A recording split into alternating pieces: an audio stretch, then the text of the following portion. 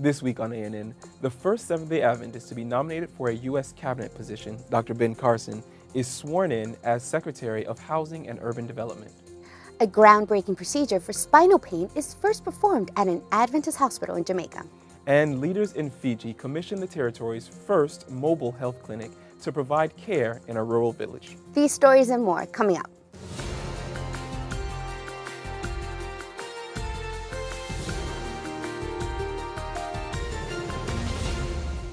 Thanks so much for joining us this week. The first Seventh-day Adventist to be nominated for a United States cabinet position was confirmed last Thursday by the nation's Senate. Dr. Ben Carson became the Secretary of the Department of Housing and Urban Development, or HUD, after receiving a 58-41 vote in his favor. Carson was then sworn in by Vice President Mike Pence as the 17th Secretary of the agency.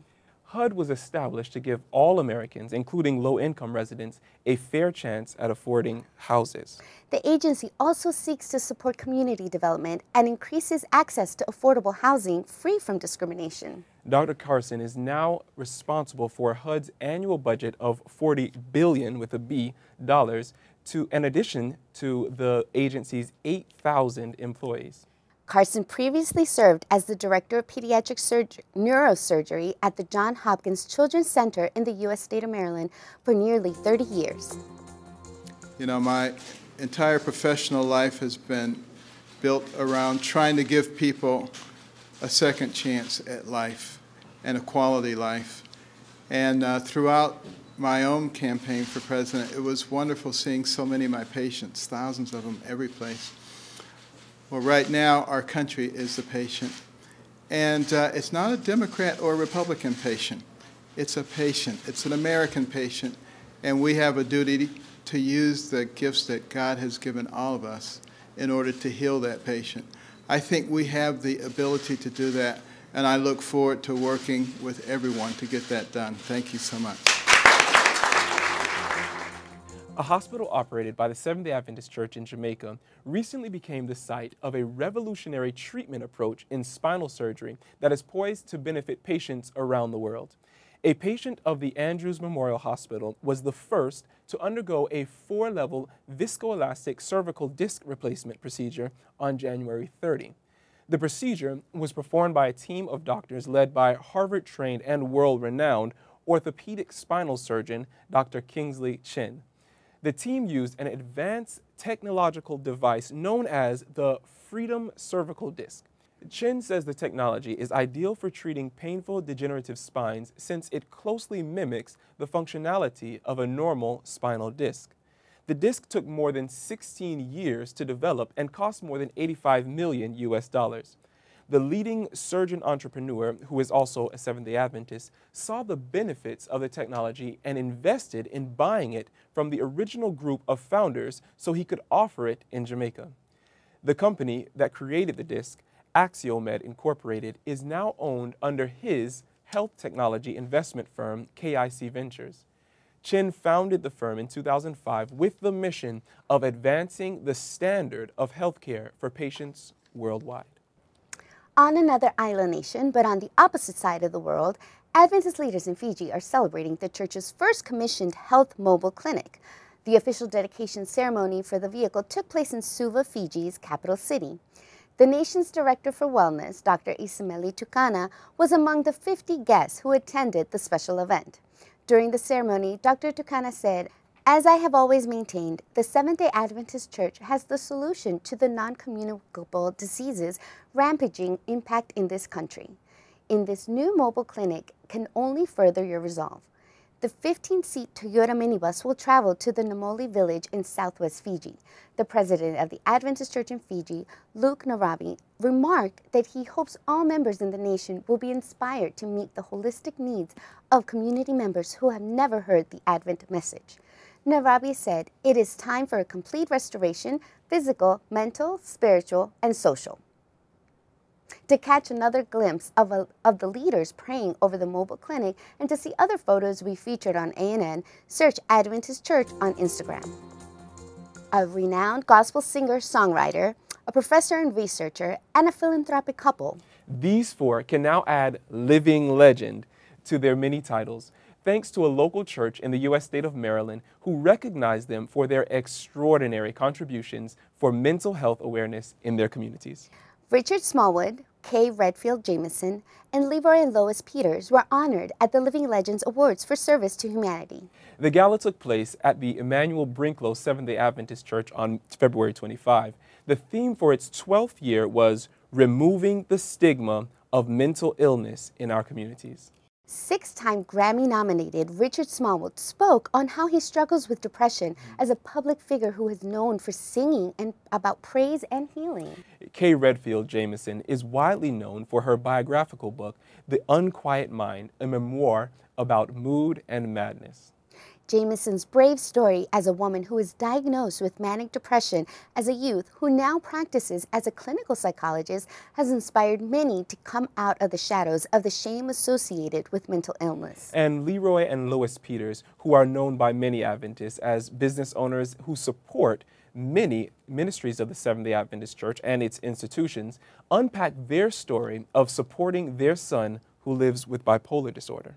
The Emmanuel Brinklow Church also held a mental health fair the day after the awards ceremony to continue its emphasis of raising awareness.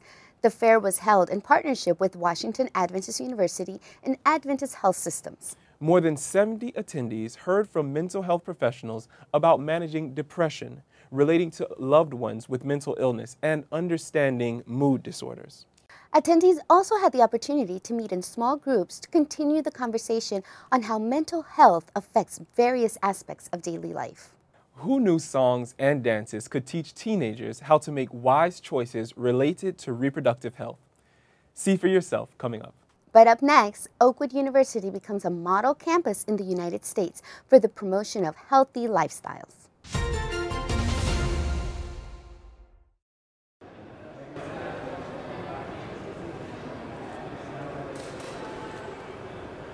May I work in with you, young fella? Yeah. Go for it.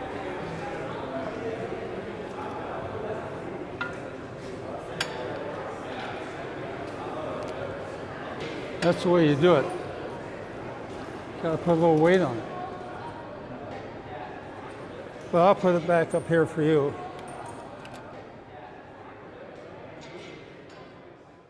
Меня зовут Азанетта, и я говорю по-русски. Есть так много замечательных видеофильмов, но так мало из них переводятся. Вы можете помочь. Join the Amara translation and caption team today. Amara is easy to learn and fun. You can volunteer in your free time. Join this community today and provide great content in your language. Our next story comes from Oakwood University in the U.S. state of Alabama. With the Partnership for a Healthier America, the university has become the leading historically Black university in the nation with a holistic emphasis on health. OUBN News sent this report. Representatives from HBCUs across the country are using Oakwood as a blueprint. Reporter Naomi Coggs tells us why. The Partnership for a Healthier America and Oakwood University hosted a conference for HBCUs recently. The Healthy Campus 2020 initiative was center stage throughout the day. The initiative itself is a 3-year commitment, so we work with campuses for a 3-year period to implement those 23 guidelines at their own pace. Many representatives said they will be taking what they learned back to their campus. Well, my first impression is that it's an awesome task to incorporate healthy initiatives on a historically Black college. I'd like to take all of it back to my campus if I could, but that's not possible, but I intend to take some of it back. Attendees also had a chance to witness the official kickoff of the Life Cycle program at the Eva B. Dykes Library. Right now behind me, representatives from the Partnership for a Healthier America and representatives from HBCUs around the nation are watching the ribbon-cutting ceremony for Oakwood's new Life Cycle program. Spokespeople from the Partnership for a Healthier America are aiming to make a healthy lifestyle easier. And we have a vision of making sure that anytime, anywhere you go, you have a healthier option that's available to you. And we want to make that healthy choice the easy choice. It looks like Healthy Campus 2020 is expanding. Keep watching for more campus initiatives in the coming months. Naomi Coggs reporting for OUBN News. Those life cycle bikes are now available to rent from the library. Teenagers in Camarines Sur, Philippines were recently encouraged to love their lives by making responsible choices related to reproductive health. The Adventist Development and Relief Agency in the nation partnered with a mobile theater company to create a dynamic presentation that would get the youth to think critically about their choices. The group incorporated songs and dances to help the youth living in areas with high rates of teenage marriage and pregnancy. ADRA Philippines has more.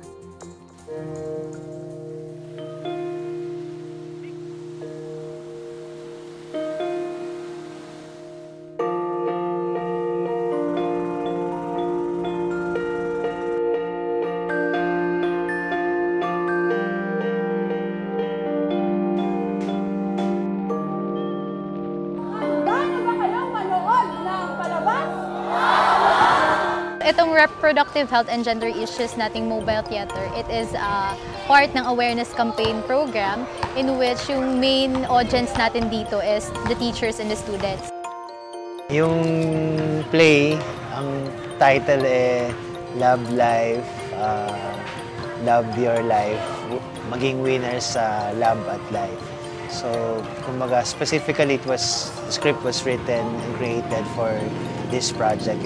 Nakakatuwa kasi comedy yung yung story na sakto doon sa maghintay dapat. Marami pong pinakitang magagandang scene yung ADRA, yung presentation nila, lalong-lalo na po doon yung pag-discuss ng sensitive topic regarding sa sexuality na kinakailangan yung readiness ng isang dalaga at nagbibinata dahil maaari silang mabuntis sa konting pagkakamali.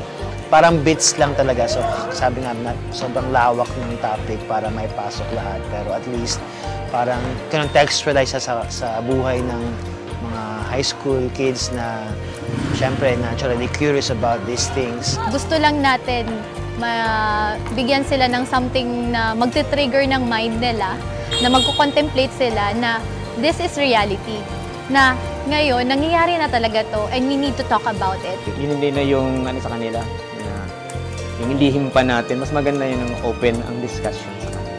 Dito kasi lalo na sa mga remote areas, siguro talagang may mga maagang nagsisipag-asawa kasi kulang yung kaalaman nila sa mga bagay na ganito. Mali tayong lahat ng akala.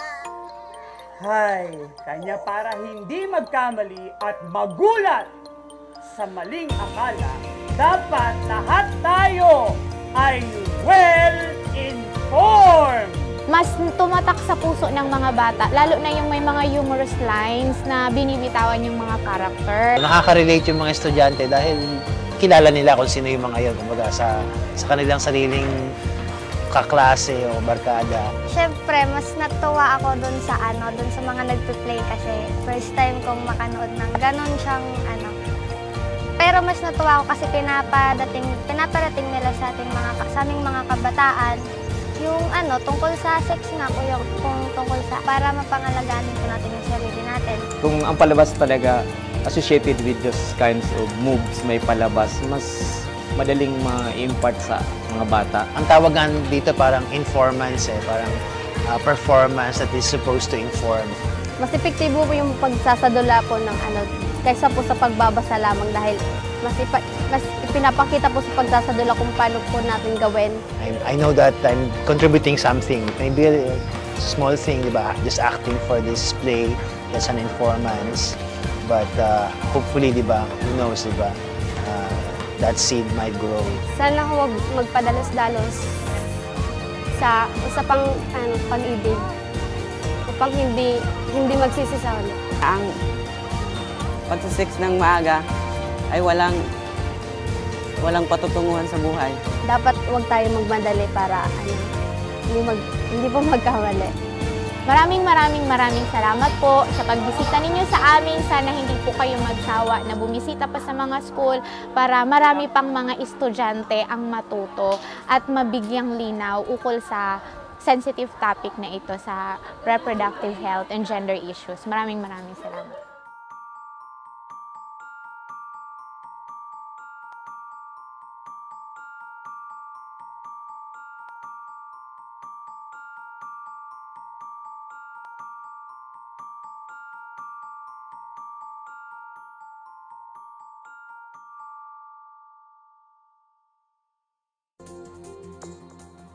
Small and practical acts of kindness tend to make a big impact. This truth was seen on the largest of the British Virgin Islands recently when 4 Adventist churches combined efforts to give free car washes to single mothers. Members of the East End, Bellevue, Purcell, and Maranatha Adventist churches in Tortola were busy washing, cleaning, and preparing meals for the all-day event on February 20. The car wash was announced on social media where members also exchanged contact information with mothers who wanted to keep in touch with the church. A district pastor, Howard Simon, expressed his excitement for the positive experience the churches were able to create for the members of the community. Simon said, "It was an opportunity to let them know they are cared for by the body of Christ. Our faith finds its most compelling expression in the everyday words and actions of Christians in their communities. It's about total member involvement." And finally, for the news this week, the top leaders of the Seventh-day Adventist Church's North American territory are gearing up to have an unprecedented conversation with college students and young adults through an open forum. The Is This Thing On event will take place at Union College in the U.S. state of Nebraska on March 14 and will be broadcast on Facebook Live. No topic will be off limits for the territory's president, Dan Jackson, and Executive Secretary Alexander Bryant. And the territory's communication director, Dan Weber, has more. We're excited for the opportunity to have a live, interactive conversation with young adults in the North American Division. And we're doing this at Union College on March 14 from 9 p.m. to 10:30 p.m. Eastern Time. And why so late in the evening? We think it's a time that young adults are available because a lot of them are either working or they're in college and have classes. And so an evening time is when they'll be available on social media. And if they have questions, they can engage with us right now, send in their questions using the hashtag NADNow. And we're collecting those questions and we'll make those available to be part of the conversation. But we're also having a group of student leaders from the Adventist colleges throughout North America are going to be on the campus of Union College in Lincoln, Nebraska for a series of meetings. So our live conversation will start at the beginning of those meetings and give an opportunity for a local group to ask questions as well as engage on social media. And there's no topic that's off limits. We've already got questions about the church's stance on abortion, on the roles of different genders in ministry, and also, you know, how can young people be more involved in the life and the ministry of the church. So we're excited about this conversation. We think it's a great opportunity for the leadership of the North American Division and the organized church to sit and have a conversation and find out what really is important to young people these days, and also answer questions because we know that they are the future of our church. Coming up, find out what happened this week in Adventist history. But up next, while the term Braveheart may lead you to think about the film about a 13th century Scottish warrior played by Mel Gibson, learn about another Braveheart from the 6th century whose faith led him to create more than 300 churches.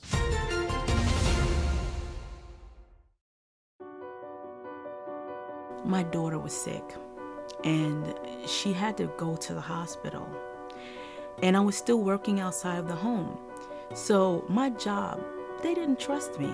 They felt that I wanted to stay home so bad with my kids that I would lie or I would, you know, cheat their time in order to be home with my children.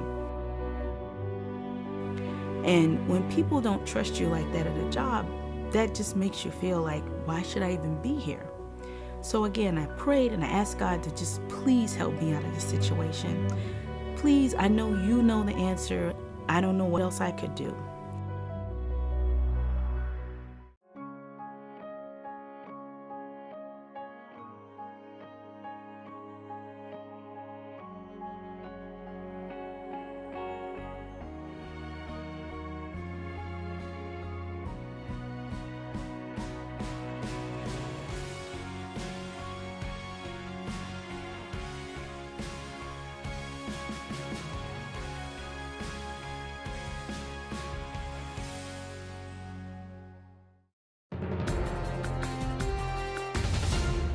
For this week's installment of the Lineage series, learn about the legacy of a man who has been called Scotland's Braveheart. Columba was a missionary from Ireland who fervently preserved biblical truth in Iona, Scotland, which would become a cradle of biblical truth for centuries. Visit lineagejourney.com to learn more about this unique series, which was produced by the Youth Ministries Department of the Adventist Church's Northern England region.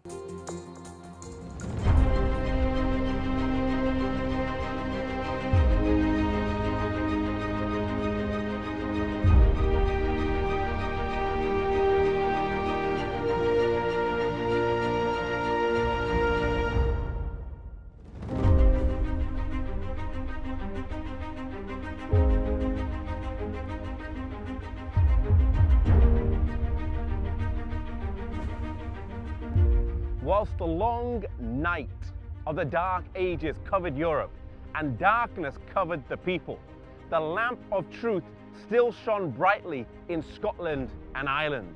These two countries on the brink of the known world stood like a wall to resist the menace of advancing religious tyranny.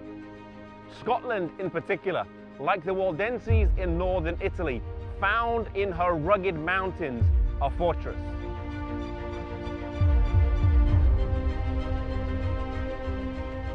Iona is an isolated island that has become famous in Christian history. It became a central point to the Celtic Church for many centuries, preserving true biblical faith, teaching, educating, and sending out missionaries. The story of Iona starts with a man by the name of Columba, who was actually from Ireland and was born of royal descent. He lived in Ireland and worked there till the age of 32. And from the ages of 25 to 32, he is credited with raising up over 300 churches. Having a missionary spirit burning deep within him, he set sail from Derry in the year 563 with 200 of his companions and came to Scotland. They landed here in Iona, just off the coast of the Isle of Mull, in this bay, which is today named Columbus Bay. Despite finding a windswept and barren island, they built houses, planted crops, and founded a Christian school which would later attain the highest reputation for the pursuit of biblical study and science. The students had a well-rounded education, and in addition to their classes, they would spend time in physical labor, in gardening, in baking, in farming, and in prayer and singing. The students would frequently have to spend 18 years of study before they were ordained for the gospel ministry. It was not a monastery and they were not monks. It was a great mission training institute. The Bible was central to Columba and the school here in Iona. Columba built a church on the Bible and the Bible alone, and is credited with copying 300 copies of the New Testament himself with his own hands. Imagine how many copies his students and fellow faculty produced over the many years the school was based here on this little island of Iona. They followed the commandments of the Bible, including keeping the fourth commandment. In fact, the church here in Iona kept the Sabbath for several centuries. In many ways, the believers here were preserving a faith that was handed down to them over the generations since the earliest believers. They did not see themselves as reformers or as breaking away from Rome, for the faith that they kept had been around much longer. Columba labored here for 34 years before passing to his rest on the 9th of June, which was a Sabbath day. Iona would for many centuries be a leading centre of the Celtic Church, sending missionaries out from the shores of Scotland flowing to the continental church. Columba's followers would hold this island for 641 years before they were driven out by the Benedictine monks. Iona stands to us today and gives us lessons in the missionary work that took place here. While today many people come for a time of peace, reflection, and contemplation, a place where they can feel closer to God, we cannot deny the work that took place here. Maybe God is calling you to go and get trained, like the missionaries who would come here to be trained and would go out for service. Maybe God is calling you to be trained for mission service. Maybe He's calling you to a life of full-time ministry. Maybe God is calling you to change the whole course of your life.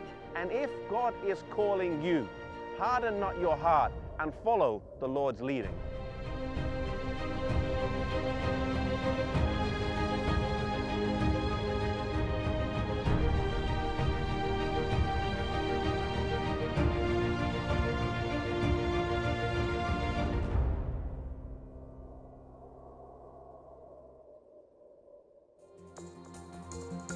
And finally, for today's program, let's turn to Benjamin Baker for a look at Adventist history. Welcome to This Week in Adventist History. On March 6, in 1921, Clara Falconer breathed her last. Clara's is a story of commitment and dedication that was still embryonic, but never had a chance to bear fruit. Born in 1894 in the state of Missouri, Clara Kapfer lost both parents when she was 5. Her foster parents were Adventists, and at 15, Clara was baptized into the faith. She graduated from the Loma Linda School of Nursing, worked for a year at White Memorial Hospital, and in the summer of 1918, married Dr. Roy Falconer. The newlyweds accepted a call to work as medical missionaries at a clinic in Nanning, Guangxi, in South China, arriving in June 1920. Clara gave birth to a daughter 8 months later, but as a postpartum complication, fell gravely ill with cavernous sinus thrombosis. Despite valiant attempts to save her by numerous physicians and prayer and anointing by the elders, Clara succumbed to the illness on March 6, 1921, just 26 years young and having been in the mission field for only 9 months. Clara Falconer was buried in the Hong Kong cemetery near to the graves of Abram LaRue and Gertrude Thompson, also missionaries to China. This is fitting because even though Clara never really had a chance to do much missionary work like they did, she had the same spirit in her heart. This week's segment is really about those in our history who had a burning desire to do God's work, but never got a chance. To them, it is dedicated. And that's This Week in Adventist History. Thanks for watching ANN. Join us next week for more news from the headquarters of the Seventh-day Adventist Church. But before we say goodbye, here's a passage of good news from the book of Zephaniah, chapter 3, verse 17, which says, "For the Lord your God is living among you. He is a mighty Savior. He will take delight in you with gladness. With His love, He will calm all your fears. He will rejoice over you with joyful songs." That's our program for this week. And remember, you can always visit news.adventist.org for daily news and videos. Until next time, God bless. Take care.